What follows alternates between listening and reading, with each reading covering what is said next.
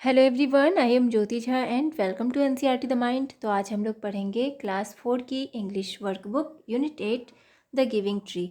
तो चलिए पढ़ना स्टार्ट करते हैं। आप भी अपना वर्कबुक निकालिए और मेरे साथ साथ बनाना स्टार्ट कीजिए। तो देखिए क्या है कि match the words with their meanings. तो वर्ड्स को उसके मीनिंग के साथ में मैच करना है। कंपनी का हो जाएगा टू बी टुगेदर। ठीक है, हम इसे टू बी टुगेदर के साथ में मैच कर देते हैं। उसके बाद है ट्रंक का हो जाएगा main stem of a tree. तो हम इसे इसके साथ में मैच करेंगे। ट्रंक का main stem of a tree. Swing का हो जाएगा to move forwards and backwards. इसके साथ में प्लग्ड का pulled off. Delicious tasty stayed away का हो जाएगा lived far from somebody. Trip का ए शॉर्ट जर्नी। उसके बाद है रिकॉग्नाइज्ड का आइडेंटिफाइड। स्टम्प का the remains of a tree. इसके साथ में मैच करेंगे। क्वाइट का हो जाएगा, देखिए क्वाइट का फ्री फ्रॉम डिस्टर्बिंग नॉइज़। इसके साथ में मैच करेंगे। तो इस तरह से सारे को मैच कर लेंगे। आप अच्छे से मैच कीजिएगा।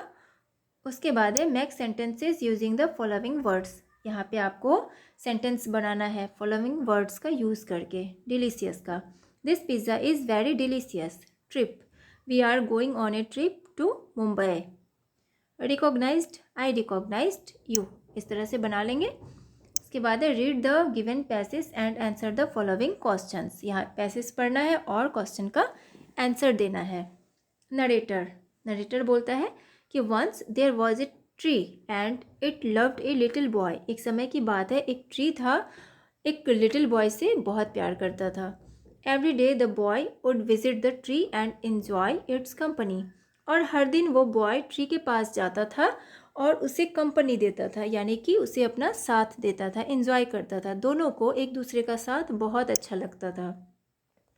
ट्री बोलता है कम हियर माय बॉय, इधर आओ, यहाँ आओ मेरे बच्चे। Come and climb up my trunk and swing from my branches.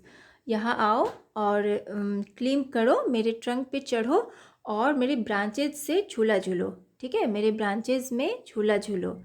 अब देखिए क्वेश्चन है कि home did the tree love. तो ट्री किसे लव करता था?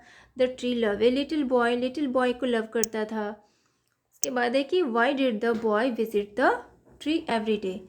तो बॉय जो है ना रोज़ किसको विज़िट करता था? तो लिखेंगे because boy enjoy trees company. ठीक है, क्यों विज़िट करता था? ठीक है, यहाँ पे है क्वेश्चन कि बॉय जो है ना वो रोज़ विज़िट क्यों करता था, ट्री के पास क्यों जाता था? क्योंकि because boy enjoy the trees company, क्योंकि उसे उसका कंपनी अच्छा लगता था। ठीक है, उसके बाद है कि what did the boy do their. तो बॉय वहाँ क्या करता था?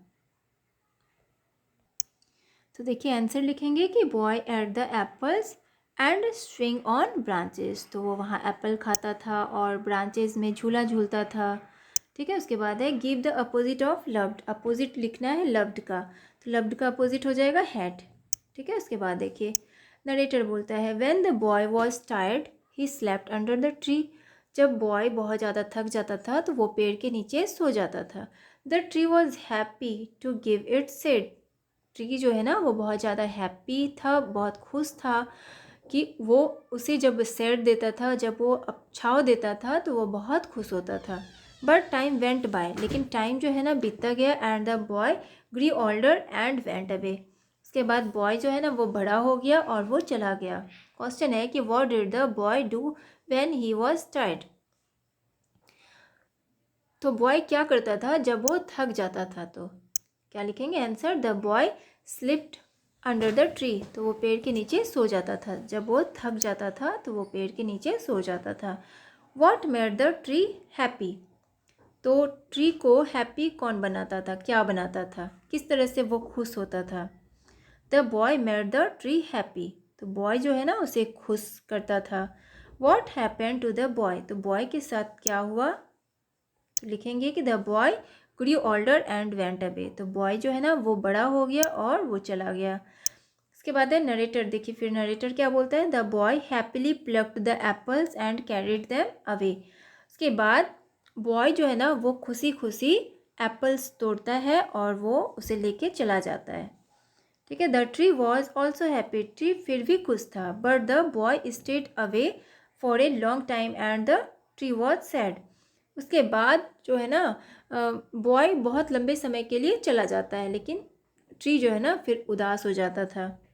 One day the boy came back and the tree shook with joy. एक दिन जो है ना बॉय वो वापस आता है और ट्री झूमने लगता है खुशी से।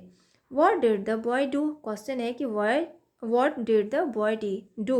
तो बॉय जो है ना वो क्या करता है, the boy plucked the apples. तो वो जो है ना बॉय वो एप्पल्स तोड़ लेता है। उसके बाद why was the tree sad.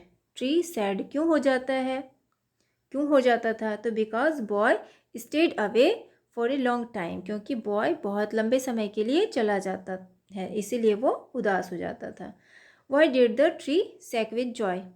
तो ट्री जो है ना वो खुशी से क्यों झूमने लगता है, because the boy came back. क्योंकि बॉय जो है ना वो वापस आ जाता है। Right the opposite of Joy. अब जॉय का अपोजिट क्या होगा, सैड। ठीक है, उसके बाद देखिए फिर एक ओल्ड मैन।